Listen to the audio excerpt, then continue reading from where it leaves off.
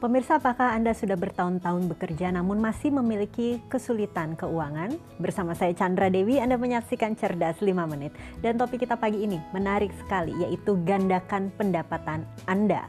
Bersama saya di studio Metro Manulife telah hadir Bapak Rusli Chan, Senior Vice President Agency dari PT Asuransi Jiwa Manulife Indonesia. Selamat pagi Pak Rusli. Selamat pagi Chandra.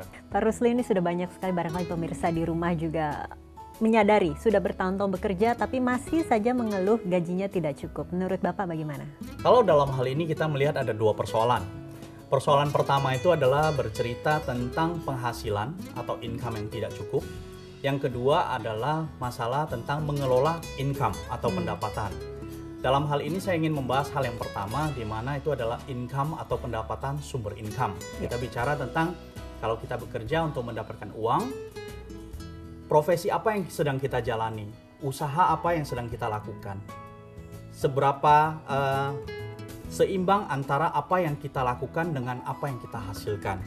Jadi dalam hal ini penting sekali pada saat kita memilih profesi, pilihlah profesi yang tepat sehingga kita bisa mendapatkan income yang juga sesuai dengan apa yang kita lakukan. Oke, tapi kalau kita sudah terlanjur mencintai profesi yang saat ini kita jalani, namun tetap saja kekurangan uang, apa yang harus kita lakukan kemudian? Kalau memang itu adalah berhubungan dengan sumber income yang kurang memadai, maka sebenarnya kita bisa gunakan waktu luang kita untuk mencari sumber income yang lain.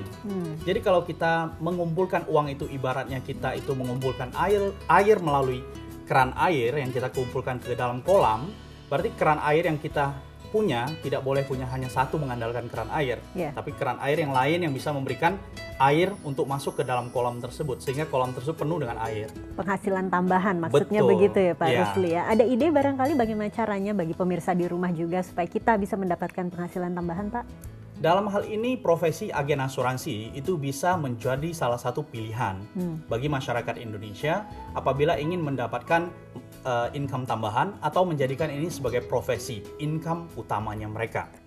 Tapi apakah bisa menyiasati kita tetap bekerja tapi juga menjadi seorang agen asuransi? Mungkin itu Pak ya? Itu hal yang mungkin, tetapi tentunya karena kita punya tanggung jawab bekerja untuk dapat income utama, kita punya tanggung jawab dong.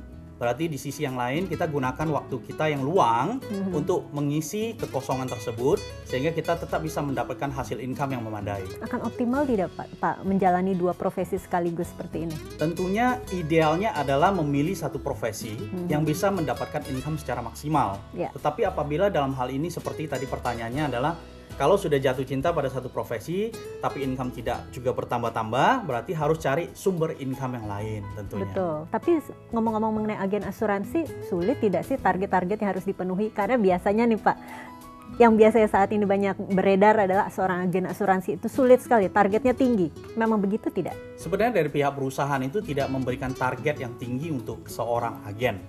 Jadi dalam hal ini tergantung karena agen itu adalah partner bisnis, dalam hal ini adalah sebagai wirausaha. Sebagai wirausaha, agen itu yang menentukan seberapa besar target yang dia inginkan atau seberapa besar income yang dia inginkan.